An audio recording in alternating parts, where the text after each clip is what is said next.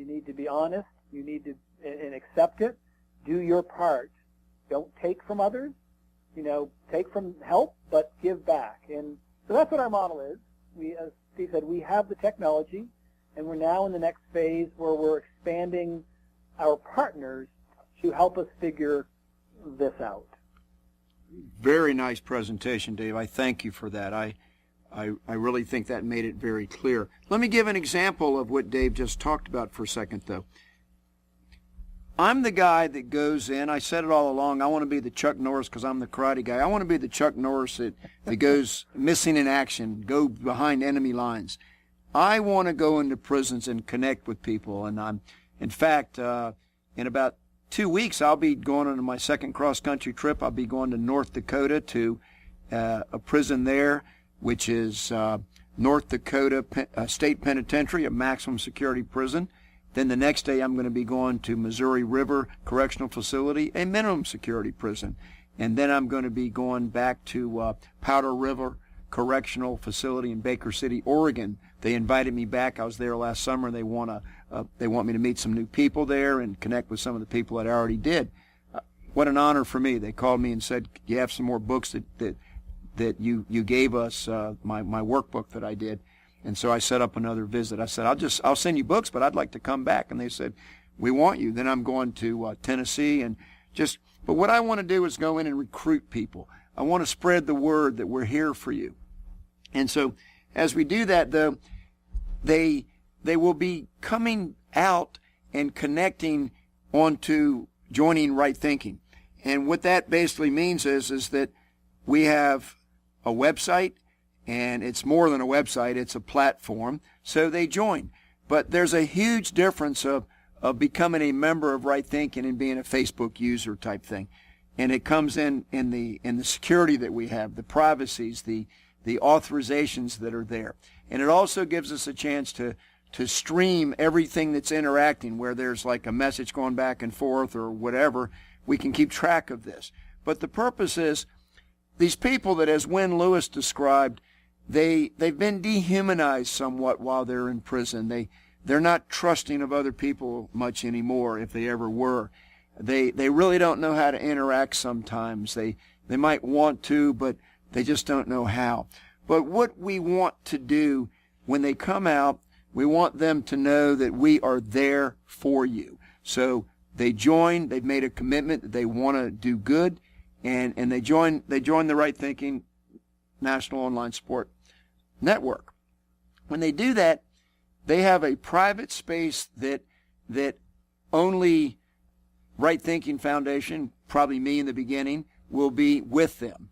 And then as I get with them, I connect them directly to the volunteer advocate through the program that Wynn Lewis is running, the pilot, which will expand. See, this is very expandable. It can be duplicated throughout the whole country once we prove that the pilot works. It's not for any one faith. It's not a faith-based program, although many of us are faith-based. But no, we just love everybody. And so, but once we get them in, then we bring in another person that they invite in. Nobody can be into their space on the network unless they're invited in. So now we've got a returning citizen, we've got Steve, and we've got a volunteer advocate. And then as they grow and start this relationship, we get into some phone calls also. We go from just the typed word on social media type of a platform. And then we give them resources. We send them links to videos, motivational things, a song that's good. We develop a friendship. We're positive encouragers. But the real goal from there is to get them to the next step, which is physical relationships in their own community. And so that's kind of how it works. We want to let them know they're loved. We want to let them know that they're not alone. But then we want to get them job interviews. We want to be able to send them to a house of worship, whatever their faith is. It could be a mosque, it could be a temple, it could be a church. It doesn't matter.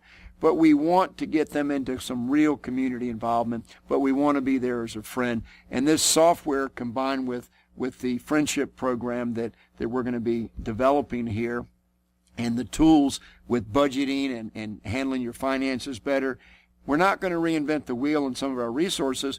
We're going to constantly be connecting them through other things that are positive influences for them.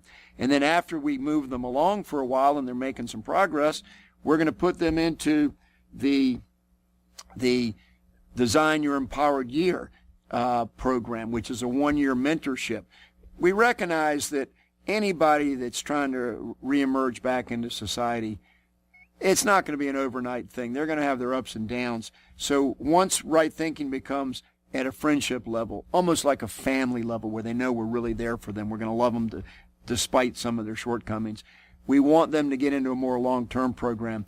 Next week, we're going to have our fourth time that we're going to be highlighting Design Your Empowered Year. It's a two-part one. The following week, we'll have a follow-up with John Mejia. And Lefford Fate is part of that, and he's had 3 other shows too. So we're connecting with some very, very positive people. So the technology that we're using, we've got a thing that's, Dave, you did for me also. It's the technology slide with the mentoring via the secure platform. You want to explain that one to everybody? Yeah, let me give maybe a little example. We talk at Concursion, we talk a lot about little data. So you don't hear as much about little data.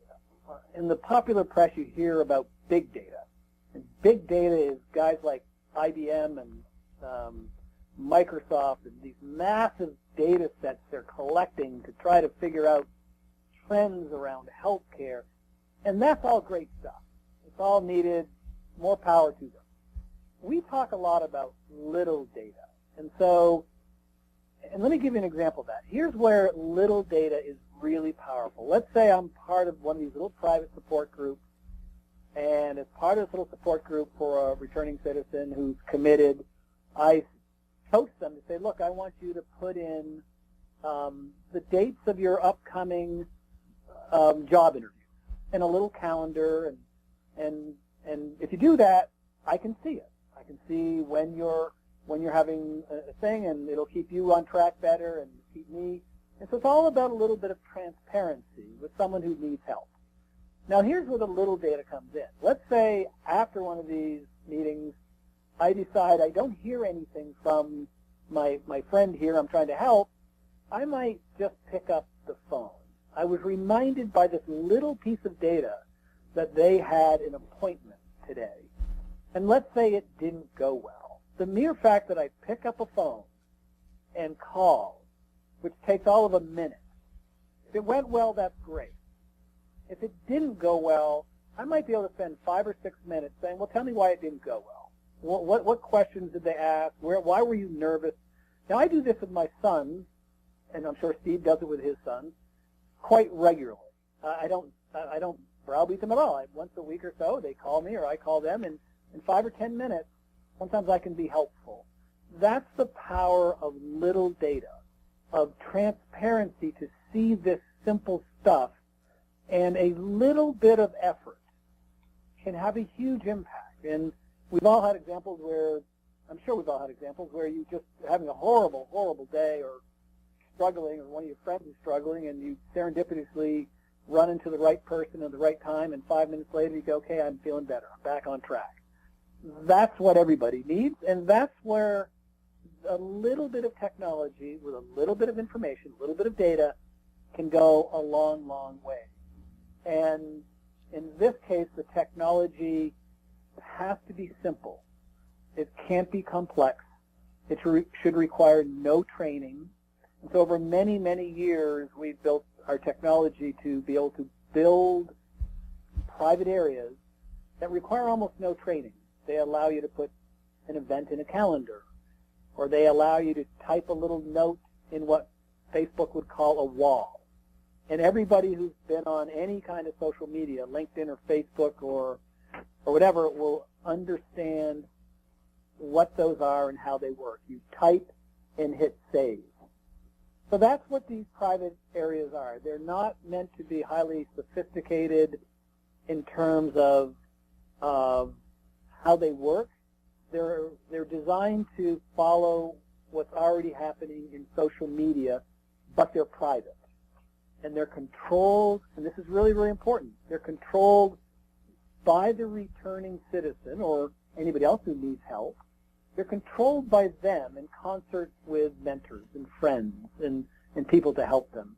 So that's how they work. And Steve, if you're talking about the slide that says Gordon Cliff, I'm not sure which. No, I'm talking about Right Thinking Foundation Strengths of Technology slide, with mentoring via secure platform, participants connect to the community, long-term positive relationships.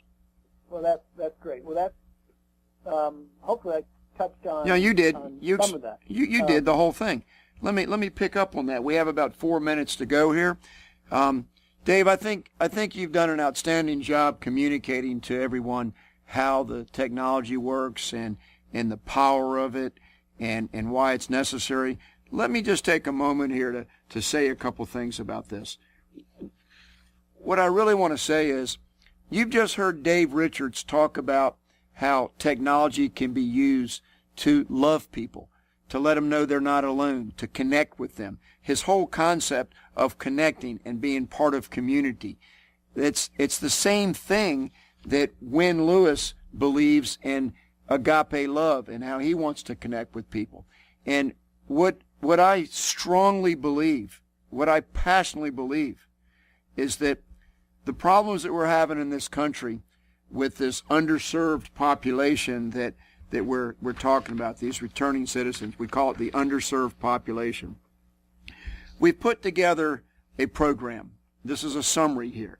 We've put together a program where Right Thinking goes into prisons, and we deliver our message of love, encouragement, and hope, and we provide them tools and things they can do to change their behavior with keeping track of their finances, reduce stress, whatever.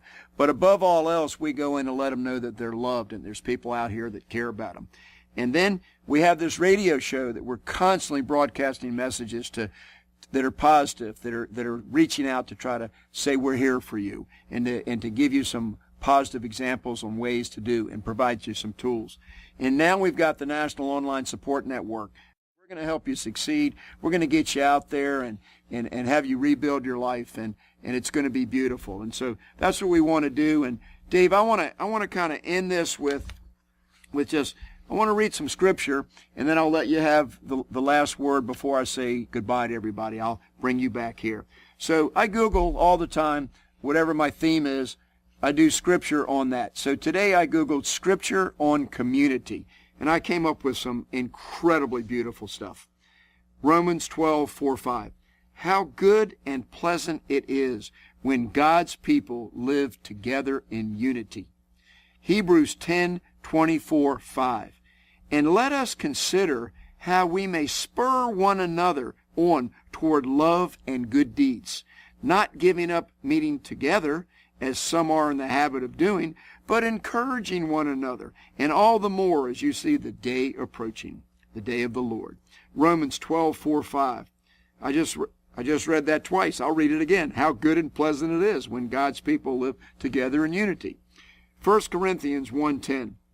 For where 2 or 3 gather in my name, there I am with them. And 1 Peter 3:8.